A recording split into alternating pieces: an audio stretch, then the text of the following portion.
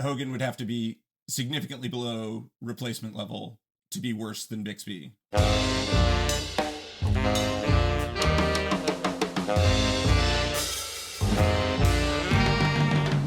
Hello and welcome to Expected Own Goals, regular season edition. I'm your host, Eric Morgan, a former soccer writer for Howler and Deadspin. I'm Evan Davis, analytics columnist for Equalizer Soccer.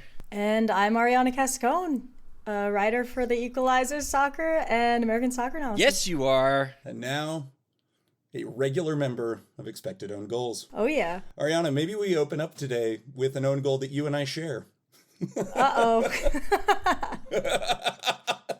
I did. I spent the last couple of days just going through every single preview episode knowing that there would just be chock-a-block. We're all guilty. We'll definitely get to other ones later in the show, but because it's relevant for the match we're about to discuss, I believe, Arianna, you and I were both pretty positive about the idea that any keeper would be better than Bella Bixby. It's true. I want to read a direct quote I wrote. So it's likely that Hogan will be an improvement relative to Bixby's 2023 performances, but that's not saying much. And I think I just set the Thorns up for failure in that one. I think the Thorns set the Thorns up for failure in this one, if we're being perfectly honest. Let's get into our game of the week. Yeah. The Portland Thorns visiting the Kansas City Current in their brand new stadium, which is some combination of letters that I will never remember. That was one of the wildest games I've ever watched.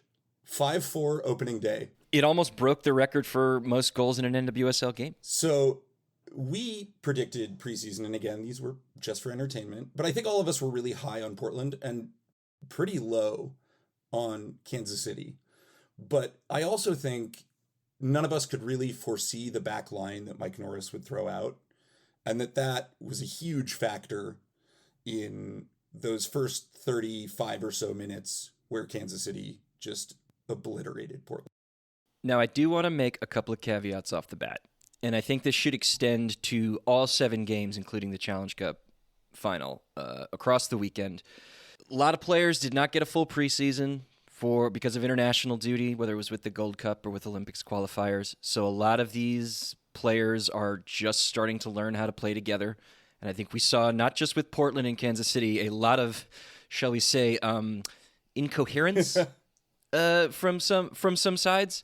And it's always tough, game one jitters. You got to work that out. A lot of coaches are coming in trying to implement pretty severe, tactical, systemic overhauls with the teams, and that takes time to bed into. So we should say that is something everyone should bear in mind when they want to roast a team for being terrible or praise a team for being great based on game one results. And primacy bias is a hell of a drug. We have to be careful of it. We don't want to have our final conclusions about any of these teams set by the way that they performed over the weekend. Oh boy. However, I was waiting for the but. What a flex by Mike Norris to not roll out 1, not roll out 2, not roll out 3, but roll out 4 members of the 5-player backline goalkeeping squad who have never once probably played together or in the NWSL together before. Simply a masterstroke of buffoonery. Yeah, and these players are young, right? They're Kelly Hubley's the oldest in Portland's starting starting backline list over the weekend, and she's 29 years old, and everyone else is 21 or 23. Jeez. And it sort of felt like watching a pickup soccer team that had never really played with each other just sort of try to get their flow. I felt like we should give Kansas City some credit because they came out, and I think the minute they saw who Portland was playing, correctly identified what they could do to create maximum problem. They saw how tight Portland's midfield was and then allowed the fullbacks, both of whom, Marie Muller and Nicole Payne, who are very, very green, to sort of have more time, but isolate whatever passes they would have for them. And then once that had sort of taken hold, really found themselves aggressively pressing and applying pressure from there. I think Mueller grew into the game. I don't think it by minute 90 we can hang everything on her, although that left channel, Kansas City's right channel, did get exposed a few times. But and Marie Mueller also has a little bit more seasoning. It's the Nicole Payne of it all that really kind of blew my mind, and maybe to a lesser extent Isabelle Obese, who I realized I may or may not have been mispronouncing her name, but that's for own goals later on.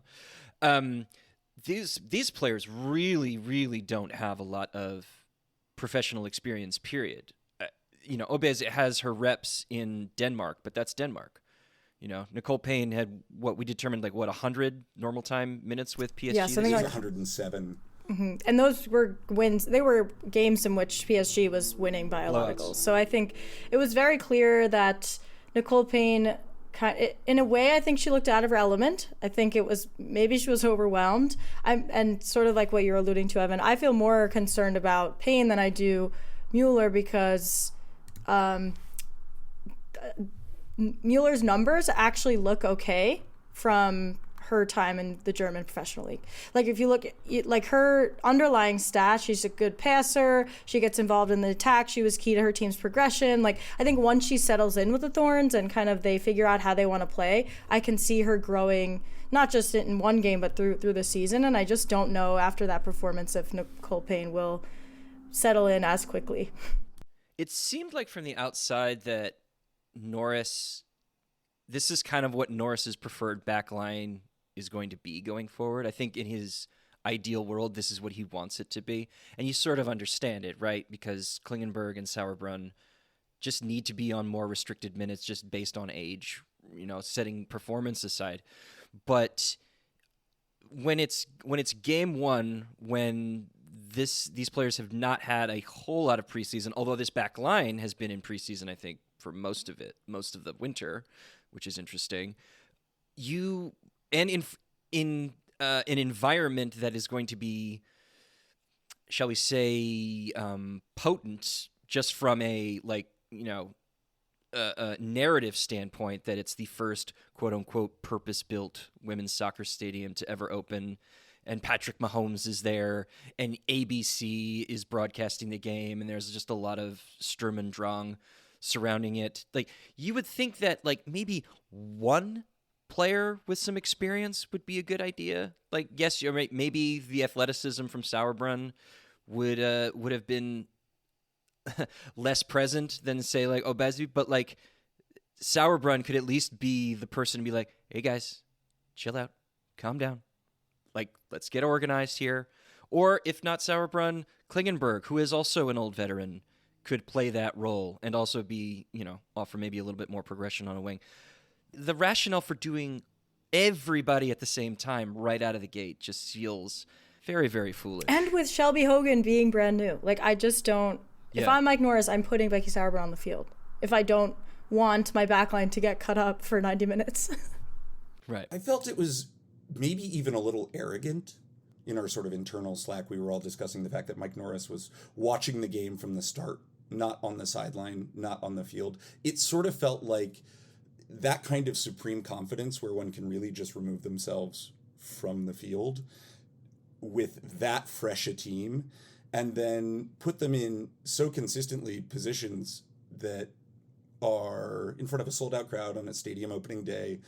Whatever the opposite of helicopter parenting was, free-range parenting, that is what that felt like with players.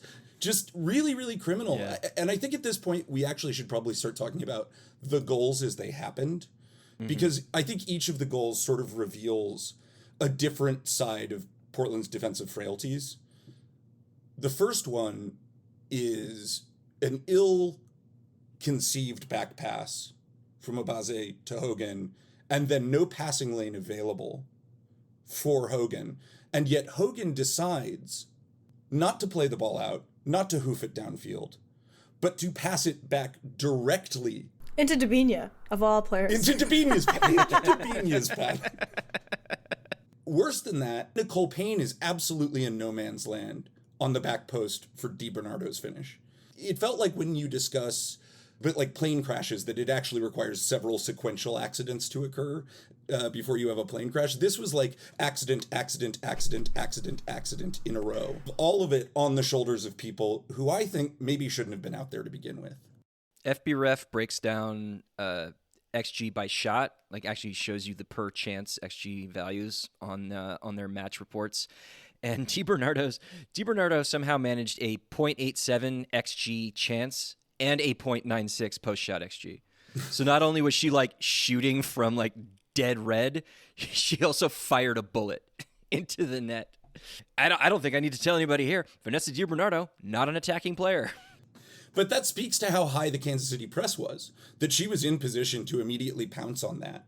And was the most advanced midfielder for most of the day. Yep. Which is kind of crazy. The second goal is a Labonta cross into Marie Muller, who has already pressed back a little too deep, but successfully man marking, and then heads the ball right into the path of Wheeler, who slams it home.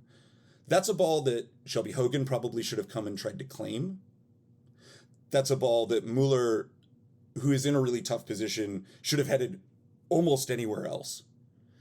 And again, is the byproduct of this really effective press, because I believe at that time, Kansas City had like 4 or 5 players in and around the attacking area, just sort of speculating on whether that ball would come free. It does. And Portland, and it's a 1-2 punch, because 22nd, 25th minute, and Portland, you said it last time, Evan, they get punched in the mouth. Whatever plan they had didn't matter. They'd been punched in the mouth. And then the third is at least a goal that I think beats a lot of defenses. A perfectly weighted ball, through ball, into a gap, past Kelly Hubley, who is powerless to do anything about the ball despite it being in her path, because she can't physically shift her hips in a way no human can, to sort of take anything off that ball, and goes right into Bia's path, and Bia has Obaze beat cold. Yeah, and on that goal, honestly, Kansas City's build-up was really nice, but Portland's midfield made them look better, because I took a screenshot of when DiBernardo received the ball, and she's literally on an island. Portland's all 3 of their midfielders are like snuggling in the corner, like away, and then DiBernardo has all this space in the middle to just receive the ball across her hips and like drive forward and then play that perfect ball through Portland's backline. And Portland's backline is truly so slow, and I don't, obviously Becky Sauerbrunn being there instead of maybe Obaze or Hubley's going to be playing all season, so that's not even a question. But putting Becky Sauerbrunn in there is not going to make the backline any faster. So I think that's another thing Portland has to think about. Like, they got smoked time and time again in foot races, and there's just no solution for that right now.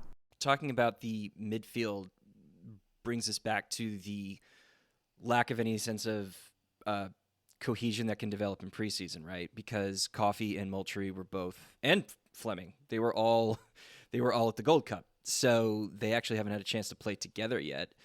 And there are all of these knock-on effects from the other elephant in the room that we haven't discussed with regard to personnel, is why the hell Christine Sinclair was starting this game. Oh my goodness, I'm so glad you brought this up. Oh my God. Because it actually, even though she was being stuck out on the right wing, which is its own problem, she is not a right winger, and so she was continually drifting inside and clogging up central channels, which is where like Moultrie and Fleming were supposed to be living.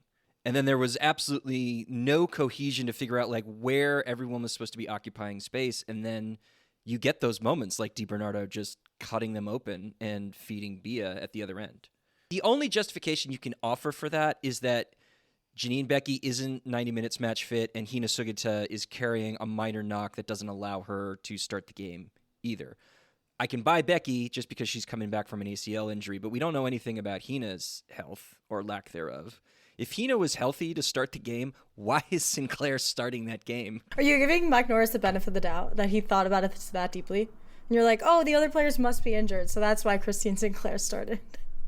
I've probably been giving him too much of a benefit of doubt up to this point. That's right. But yeah, I mean, this is the one for which I really do not have any rational explanation. I'm in the same boat. Other than them hiding a Hina knock, but not bothering to keep her off the roster, the game day roster. I'm even more confused because you've had Moultrie and Sinclair for your entire tenure as head coach of Portland. Right. You kind of know what they do. You do know what these people are, and you know what their skill sets are, and you also understand their limitations, theoretically.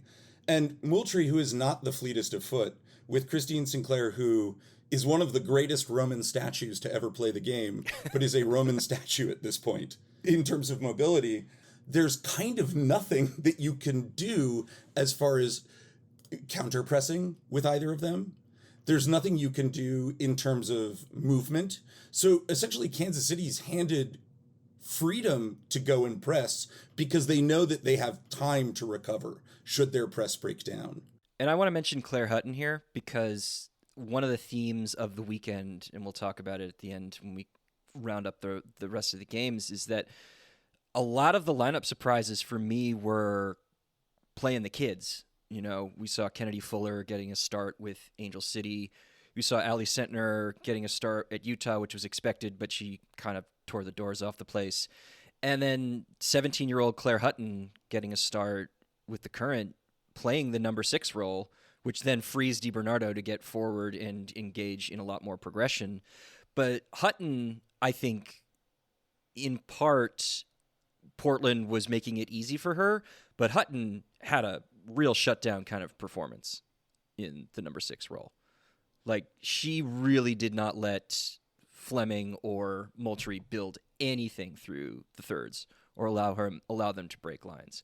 It was actually a little impressive from someone that young playing a position that really requires a lot of experience and intelligence and awareness, and spatial awareness. Like, to borrow a phrase, it's an old man's role to play the number 6. Like, you got to have a strong head on your shoulders, and she hasn't even graduated high school yet. And I thought she was like a real linchpin to allowing Kansas City to know that if their press did get beat or if they did want to sit in a lower block, that she was going to clean stuff up. Do you think that was true in the second half too? Not really. I think once Beckie comes in, I think Portland was just a little bit more dangerous, and I think able to kind of command the midfield more than in the first half. I mean, that's not saying much because they were not doing it at all in the first half, but it's a game of two halves. Okay, I don't want to be too hot on them after the second half was way better. So the first half set the expectation too low, so I don't want to get stuck in the trap. The dear sweet Ben Bellman of the ASA show, he is also a hardcore database freak, and he pulled because on American Soccer Analysis's public app, you can play with Team G+ functions by game state. So you can look at like how teams perform when they're 2 goals up or 2 goals down, or if it's an even scoreline. But it doesn't get any more refined than that. So I asked Ben if he would show me how much G+ Portland was allowing basically in those first 34 minutes, like through Bia's goal when the score became 3-0, and how they performed after that. So the goals added they allowed in those first 34 minutes comes to 0.59, and that's only factoring in passing, dribbling, and shooting. It's not factoring in the receiving values yet, which means that number's going to go up when that gets accounted for. From minute 35 to minute 90, and this is now where we can shift into how Portland kind of reacted to all of this, they only allowed 0.07 G+. Like, after that third goal, they did shut up shop to a certain degree. Is it that Portland shut up shop, or that Kansas City backed off? Now 3 goals up, folded back into a more conservative way of playing? Because I think both are true. And that was when Debinha came off too. Debinha comes off, and that actually does really kill the press. And if Debinha's hamstring injury... I mean, Kansas City's already beset by injuries in the attack. I mean, Michelle Prince wasn't available. Yeah. Michelle Cooper's not available. If Debinha goes down, then what? It's all on Bia and Kristen Hamilton? There, but for the grace of God. But it was a full-scale siege for the first 34 minutes of the game.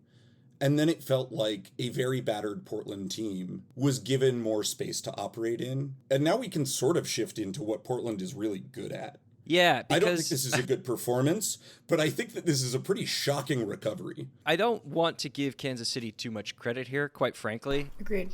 They took their foot off the gas and like retreated, but they didn't do it well. No. You know, like there was retreating into a mid or a low block in order to soak up pressure. And then there's what Kansas City did in the second half. If you go up 3-0 and are at risk of dropping points at the death, you have fucked up. Yeah. It's a 2022 North Carolina Courage.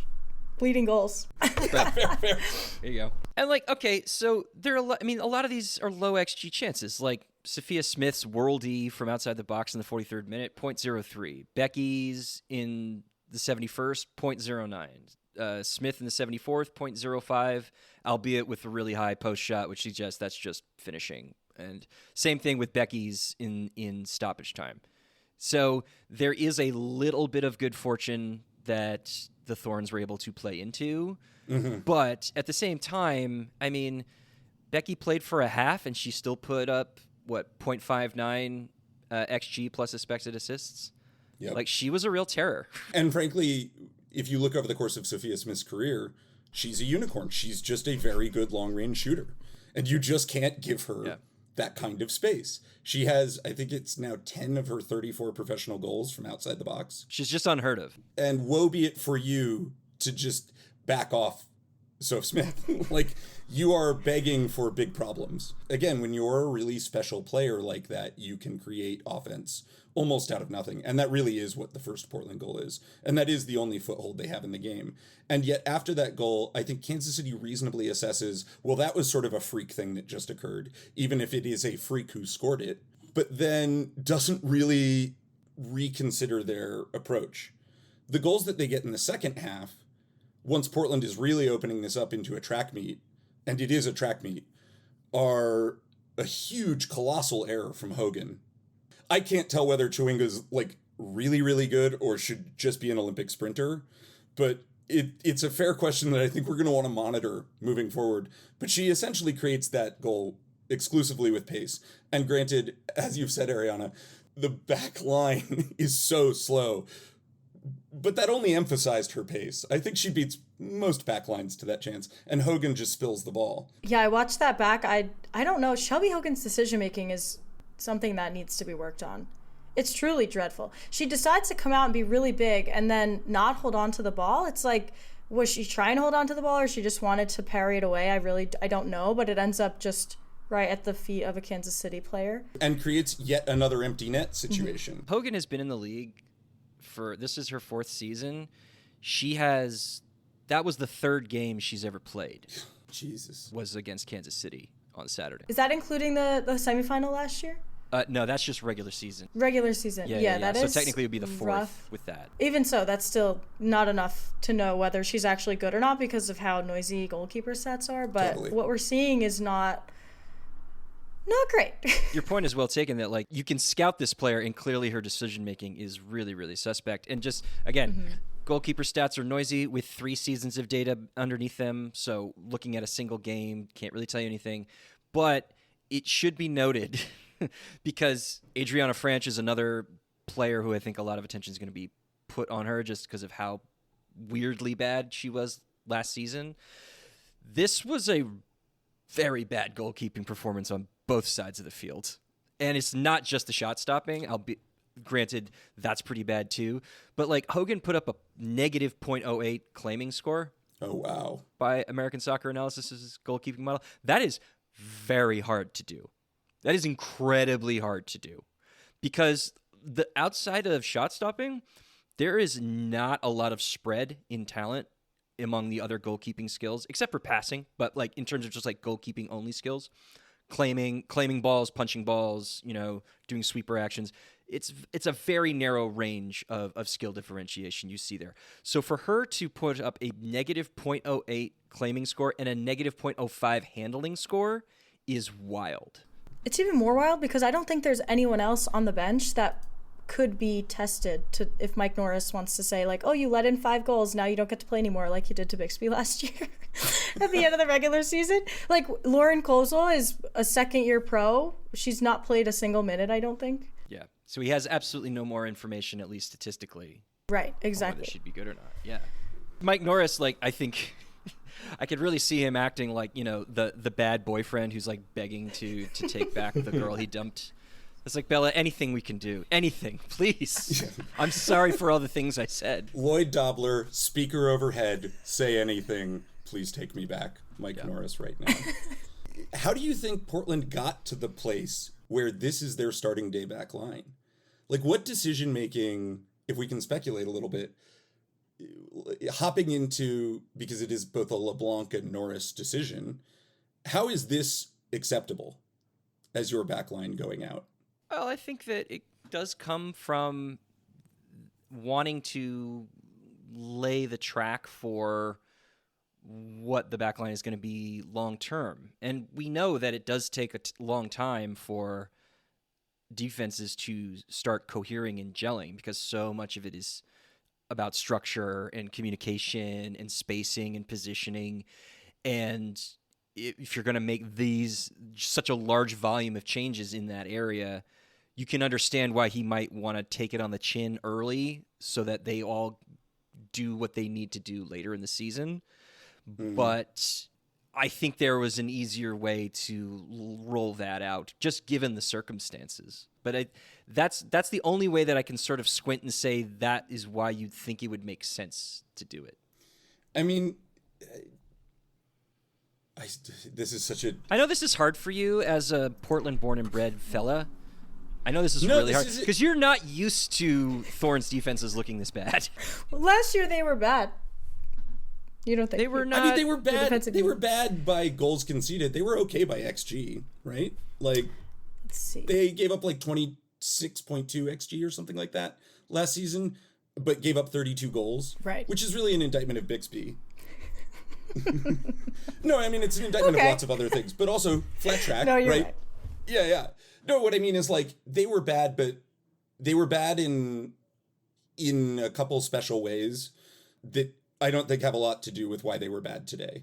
My heart goes out to Nicole Payne, because if I were in her shoes, I would have been shattered after that game. She was struggling to, like, dribble, to possess, to play. Like, it was just like it was the kind of game where, like, you call the sports psychologist at halftime and just, like, have them ready, because she's going to need someone to talk. I'm not even joking. Like, she's going to need someone to talk to. Does Naeher-aissance come into the side next week? I don't know why she wasn't in before the 75th minute. Yeah, that's probably a change I would have made at halftime. But it also, like, lends these weird suspicions I have that Norris doesn't trust her. You know, because they're like, why was Payne signed in the first place when you had Reyes there? You know, like, they had a fair amount of fullback depth already, and then they brought Payne in, and then all of a sudden Payne is starting on day one. You know, granted, like, Reyes had the Gold Cup, but Mexico got knocked out in the semifinals, so there was 5 extra days of rest and availability in training before the season started that you would maybe think she'd be ready. My hypothesis, based on no one has told me this, I have really no inkling of why I think this, but Payne coming from PSG, I think Portland's people in charge are like, oh yeah, PSG is good. Like, this player's really good. She should be starting in our back line, even though we have Reyes, who played in the NWSL last year. Like, is that, when you say people in charge, do you think that's the new ownership, or do you think that's I was thinking LeBlanc kind of Norris duo situation, not ownership. Yeah, I don't think ownership has boots on the ground about this kind of stuff yet. But if that's the case, then it's so maddening, because, like, LeBlanc is not she's not new to the job. No. You know, yeah. This is her 3rd season as the Thorns general manager. I think we should talk about sort of elements of this game that are freakish, because the XG on this game is, like, not absurd. Yeah, 1.7 to 1.2 in Kansas City's favor. It's the goals and the kind of goals conceded that are both an absurd indictment on Portland's back line, but also, like, to compliment Kansas City, a really solid game plan from them from the jump, and persistent attacking. I think Kansas City plays essentially a flawless first 35. They had 11 shots before the 34th minute. That's crazy. That's crazy.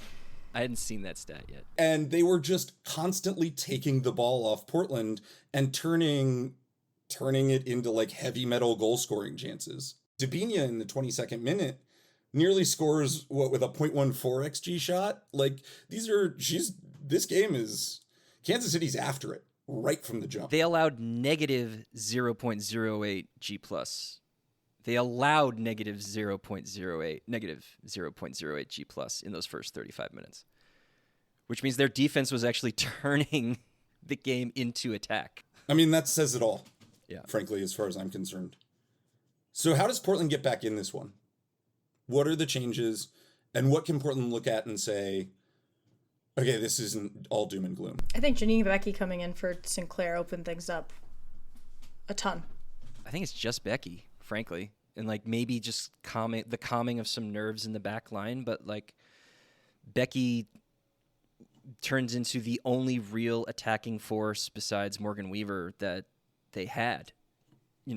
For all of, it's interesting. I was looking at Jesse Fleming's data and comparing like what FBref has against the G+ values that ASA generates, because she had 11 progressive passes and carries on the day, which on its face seems like, oh, you're getting that from your number 8? Great. Love that. But that translates to 0.01 passing value above average and negative 0.01 dribbling value above average. So what that suggests is that like the work that she's doing in progressing the ball is falling down on the next possession action. That like what she's generating, whatever its quality, is not actually coming to anything on the next possession move once she releases the ball. Yeah, I do think she was more effective, though, by my eye test. At least more involved, even if maybe the underlying numbers are not. In the second half, you mean? Or in the second half. Yeah. Oh, yeah. I agree. Yeah, I think Beckie opens up so many things. It's that Beckie is able to incisively cut inside or go out to the wing, mixes them up unpredictably, and is essentially a catalyst for the offense. It's really wonderful to see, by the way, because that's who Janine Beckie has always been. Mm-hmm. And to know that like she's going to have that inner locker now after the ACL layoff should really excite Thorns fans, because it's also a different kind of right-wing profile than what you get with Hina. Like she is much more dribbly. Mm-hmm. She's got a lot more pace on her than Hina does, maybe a little bit less defensive steel, but she is so versatile on that right wing. To like have her playing off of Sophia Smith and Olivia Moultrie in that corner, I think is going to be really, really, really successful. And Norris has to pull his head out of his ass about Sinclair ever being a member of the starting 11 again. Yeah, I mean, Beckie, if Beckie's not on the field, then goals 2, 3, and 4 for Portland really don't happen, right? Because she scores off a corner. Right. She is the one that I think toe pokes the ball to Sophia Smith, who kind of like dances around Kansas City's 18 and then gets a shot off that somehow goes in. No angle, players smothering her. That's like true unicorn stuff. And then Portland... I think I've gotten carried away with the unicorn thing, but yes. And then Portland goal number 4, right, is like a Janine Beckie shot from distance. So like a total bullet. Like, kind of the goal of the day. So yeah, no, I think you need all your weapons, man. Like you cannot go through this game with one hand tied behind your back. I think that like Megan Klingenberg probably needs to come back into the side, at least to like settle Payne's nerves. If you don't trust Reyes, Mueller and Klingenberg as a fullback partnership feels like it makes a lot more sense. Just in this early going until everybody starts to feel more comfortable with each other. So I have a question about Payne. So I found at times she was kind of just out of position or just not in the right place. And so Kansas City's last goal kind of depicted that really well for me. So Labonta drives centrally and then Payne just decides to follow her. And then Labonta plays Hamilton out wide and then Payne never shifts over and the backline doesn't move either. So now Hamilton has all this space to play the ball in and essentially it ends up being a goal. And so if Payne is able to figure out like the positioning and kind of how to get where she needs to be on time, is she a good enough one-on-one defender to play 90 minutes week after week after week? I think Portland? Just in the abstract, you'd say yes, just because she's young, and if PSG thought she was good enough to at least be on the squad, there must be something there. But I certainly can't say that for sure because we don't have the data and we really don't have the eye test either. So I don't know. I genuinely don't know. True. My gut says she might have been good enough to get to PSG, but she was not good enough for PSG to care very much if they let her go. And I think that there is a bigger question that exists about Portland's scouting and its analysis. Or lack thereof. That ends up with her in day one starting position. Mm-hmm. Essentially anything that could go wrong did. And it was just as much, I don't know what the instruction was, but it did feel like a lot of freelance solo defending without consciousness about the system that she was playing in that created problems that knocked on to every other member of the backline. There's a moment in the first half where the camera just cut to Kelly Hubley, who looked like I don't even know what to do with this. Like I'm battered. I have no idea. What do you even say right now? Right. And I felt like Nicole Payne was a big contributing factor to that. But also, is this, and I guess this is what I'm getting at with the question, is this a thing Portland is going to be strapped with for a while, or is this a thing Portland can solve? Like, has this game adjusted your priors about Portland? No, it hasn't. I think it's very, very dangerous to fall victim to primacy bias here. Like, and we could, maybe this is a good time to like move to just talking about everything else going on around the league. Like, nobody really played well, and North Carolina's dominance of Houston feels more like an indictment of Houston being terrible on the day than North Carolina necessarily being great. So, it just, every game felt disjointed to one extent or another. Teams just like not playing well for 20, 30 minutes or for 90 minutes. No cohesion being found in any midfield, no fluidity. All these teams feel like works in progress to me. So I don't think that Portland can't fix this. Again, like, bench Payne. There you go. Bench Sinclair. And I think their midfield, they have enough personnel in their midfield to make changes there and kind of be able to make up for how bad their backline might be. Whereas we were talking about their midfield kind of in the first half was less effective than they should have been probably. So I think playing in the next couple of games, we'll probably see Portland's midfield get more cohesive and just better overall. Even if we don't see that from the back line, I think it will make overall the team performance a little bit stronger. You'd think, because those three players are too talented and too intelligent not to make it work with each other. I think the only thing that's adjusted for me is the problem of Shelby Hogan that seems not as immediately fixable. Sure. They just don't have another goalkeeper. Transfer window is open for another month, which is the other thing we need to remember, that transfer window is open for another month, and then the summer window happens after the Olympics. So a lot of these lineups won't look the same by the season's end. Do you think that Kansas City has any of your prayers about Kansas City have adjusted? Again, I don't think anybody should be making any large assessments after week one, but was this sort of the Kansas City team, when you look at it, that you kind of expected, or is this a brighter, better team than you'd expected? I think tactically they were sort of I didn't see a lot of width from them.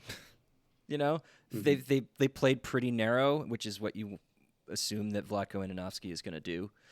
I think that the midfield is looking quite balanced, but that's the same midfield that they had last year when everyone was healthy, so that's a good sign. Claire Hutton is a very exciting discovery. If it turns out that just wasn't Portland being bad and a lot of it was also Claire Hutton being good, that's really, really exciting, because she looked so composed out there. So I think maybe they've got more, and they're going to need her because the back line is also in the middle of an injury crisis. So yeah, I don't know. I think if my priors are adjusted on Kansas City at all, it's just that, like, once again, they've just got so many players on the training table. And can they ever get their best 11 on the field at the same time? I don't know. Like, it's kind of hilarious, like, what they went through at the beginning of 2023, they're kind of going through again. I agree. The only thing I wanted to say is that I thought Gabby Robinson looked more composed and like an NWSL center back in her first game of the season this year, and that was just like leaps and bounds better than we saw start of season last year from her. So with Robinson, the bar was set very low. That is very true, and I was someone who kind of beat that horse. Like, Robinson should not be starting. She shouldn't be starting for Kansas City. I said that over and over again last year. So that I'm just pointing out because maybe that is that might give Portland hope, like that their young center back had a really bad day too, and doesn't mean it's going to be the end of the world. Yeah. Let's talk about everything else that happened this weekend, because we had two debutantes. I kind of want to think about this maybe thematically. I just saw some interesting kind of through lines, both tactically and analytically. Oh yeah, take us through them. Again, for one thing, like the kids really, like playing the kids really was brought front and center with what Hutton did. And also Alex Pfeiffer, we should mention Alex Pfeiffer, all of 16 years old, became the youngest ever NWSL regular season scorer which is very impressive. Really fun goal. Super too. fun goal. And the celebration was awesome. Yeah, great goal. And she was robbed of a full-blown knee slide celebration because the current didn't water the pitch enough. So she just stopped dead in her tracks on her knees. But I love that. I mean, so Hutton and Pfeiffer playing well for Kansas City. Kennedy Fuller, 17-year-old midfielder with Angel City. You and I were at that game last night, Eric. She posted 0.92 XG plus expected assists on 3 shots and 3 key passes. That was number 2 on the weekend out of 144 outfield players who played at least 45 minutes. Yeah, she looked the real deal. Really ready for the occasion. Yeah, she looks unlike Nicole Payne. she Kennedy Fuller looked like somebody who's maybe going to make me eat my hat about Angel City. Well, how are we supposed to know? Like, were you watching Kennedy Fuller's high school tape? No, of course not. No, of course not. But you know, Angel City has had the strategy of taking these risks on a lot of teenagers, and it kind of looked like, again, it could be a one-off, but it kind of looked like they hit, at least with this one. Not the one anyone expected. Everyone thought it was going to be Giselle Thompson that was going to be the breakout, and she looked good in her 10 minutes, but it was just a 10-minute cameo. She moves exactly like her sister, which is very funny. Like, if you just didn't look at their faces, you'd be like, oh, yeah, this is the same person, the way that they run. Were either of y'all, like, shocked to see that she only played 10 minutes? I was kind of like, what? I don't know. I mean, 18 years old, she needs to get bedded in. That didn't blow my mind. I mean, I don't know. There's a lot of hype in that Angel City circle. Yeah, but that's Angel City hype. It comes with an asterisk. Yeah, and then like Ali Sentner, who we all knew was going to be a starter, like what? She was a defensive menace against Chicago, which like I didn't necessarily see coming. Like she was playing. I didn't either, and I watched a ton of Ali Sentner in college. Right. Well, yeah, you're you would right have there at Chapel Hill. Like, yeah.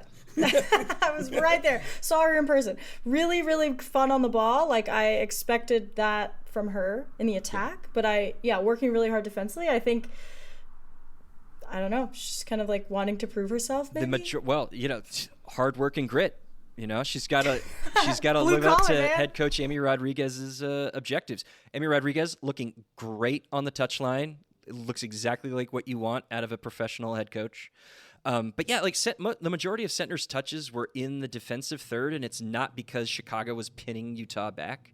She was just tracking back like a motherfucker. She got 16 on-ball defensive actions from the left wing / left midfield position. That's like Lynn Williams-esque. Yeah, I know. It's very good. It's crazy. Yeah, so obviously like 0.07 interrupting value above average, that's first among all 49 attackers who played at least 45 minutes over the weekend. Yeah, Ali Sentner looked like a number 1 pick, a well-made number 1 pick. Truly. But not in the way you expected, but also she was good going forward as well. 0.04 passing above average. That's in the mix for among the best on the weekend for attackers, without a doubt. Did anybody watch Washington-Seattle with any closeness? Because I wanted to talk about Croy Bethune and if anyone had any thoughts about how she did in her first start. It was not a great day out at the office for Washington in general. No, I watched that game passively, and I saw afterward that most of Seattle's players were like in Washington's half the majority of the time. Yeah. Wild. Ji So-yun looked like she hadn't skipped a beat from her Chelsea days. Oh, yeah. Which is very heartening, but also Washington was not putting up much of a fight, so we have to see if that actually sticks in terms of her performance. But she looked really... I mean, if Ji So-yun can roll back the years like that, all of a sudden the conversation we have about Seattle's attack is very different. It was the most Seattle game as well. They allowed 0.0 XG. They scored on a penalty in the third minute, and then they were just like... No. In the first minute, wasn't it? The penalty was drawn, I believe, in the first minute. It wasn't taken until the third minute. That's right. Yes. Yeah. Perfect. Yeah. I mean, credit to them. They harried and chased for a second goal for a little while. They didn't immediately park the bus, but yeah, it was a little tangentious. Some very disappointing attendances from some teams. Speaking of Seattle, like Seattle only had about 8,500 at Lumen Field. North Carolina under 6,000 at WakeMed. That's a record for them. I think I tweeted when that got posted. I was like, I don't think this means what you think it means. You're just cracking 50% capacity for a home opener in your 8th season. And it was truly a gorgeous day in the Triangle. Was it? Like, you could not have asked for better weather here. Criminal. Absolutely criminal. I want to question what a sellout means to Utah. 20,000 in that field. Because I look at that stand and I'm like, that's 50-60% full. Now, they may have sold all of those tickets, but you look at the game itself, and I was just like, this, fine, call it a sellout. But I see a lot of empty seats here. They made up for it. The supporters made noise, and it was a great atmosphere. That game was broadcast on Ion, and I think that's the one area where we had a lot of questions about, like, what are the broadcasts going to be like on Ion? But honestly, I thought they had one of the better broadcasts of the weekend. Like, picture was really sharp, was in 1080p, I believe.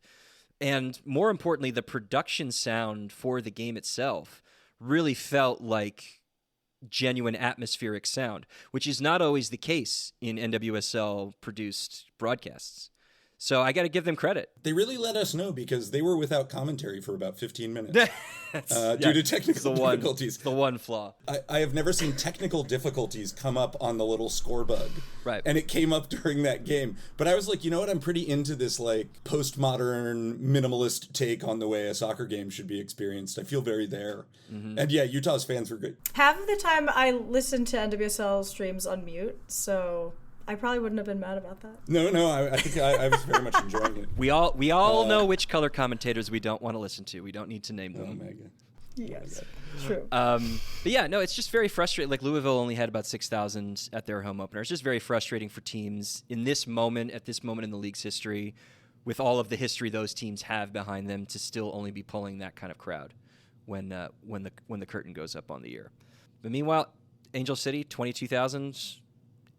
Gotham, 14,000 for the Challenge Cup. KC sold out 11,500 for the inaugural match at CPKC Stadium. So there is. Is that what it is? What's that? CPKC. Yeah. Is that what it is? Yeah. You'll get it one day. KFC Stadium. Yeah, got it. And then the cherry on top, it's so weird. Like, we're just at this moment where so much stuff that's worth talking about is happening, whether it's the Gold Cup overlapping with the start of the season, but then also, like, Chelsea played Arsenal at Stamford Bridge on Friday in front of a record crowd for Chelsea women at Stamford Bridge, 33,000 people, and demolished Arsenal. Like, I would give 30 minutes to talk about just that game, and we got to go. We'll just do our own goals and call it. Okay. Oh, let's rapid fire these. I said that Alyssa Melanson plays for the Utah Royals. She in fact plays for Bay FC. Whatever. We doing both teams on the same day. Call it a brain cramp. Kieran said that Howe was frustrated with the idea of the NWSL managing the break for the Olympics, and also like how he'd fit Challenge Cup games in throughout the season. We all know Challenge Cup is done, and the league is just taking a 6-week break in July and August for the Olympics. I said that Rebecca Holloway is a center back option for Racing Louisville. She is not, because she does not play for them anymore. Susie Rance, when talking about the Seattle Reign, mentioned talking to Erica Dombach. She said on the audio, Erica Wambach. Obviously, Abby Wambach does not have a sister we're not aware of. I really care about players' pronunciation of players' names, and I've screwed up a few of those, so I got to own that. It's Linda Motalo from South Africa, currently Racing Louisville winger. Isabella Obez, which I think actually has a little bit of a final vowel accent based on some of the Nigerian television broadcasts I've been watching.